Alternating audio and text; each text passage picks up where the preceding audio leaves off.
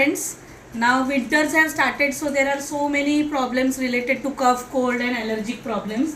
There are people are worried about their children ki why they are not getting the result for cough, cold also. Recurrent सर्दी खोकला राहतो लोकांना किंवा थंडी वाढल्यामुळे आणि खोकला कोणाकोणाचा किती किती महिने पण जात नाही.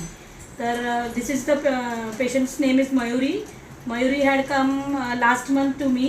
And her daughter was having severe cough, कोरडा खोकला होता ना, रात्री झोपायची आणि खोकला लागायचा आणि खोकला थांबतच नव्हता.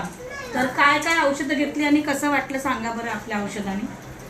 मॅडमने आम्हाला कफ सिरप दिलेला, मुलीला देऊन मग एक दिवस दिला, मग 2 दिवसांनी तिला पूर्ण कफ थोडा थोडा रिकवर होत आता ते क्लिअर आहे पूर्ण. आणि औषधाने पण कसा रिझल्ट आला? सर्दी बाहेर पडली सगळी बाहेर, सर्दी बाहेर पडली आणि कफ तिचा सुकला वगैरे नाही, नॉर्मल बाहेर पडत गेला.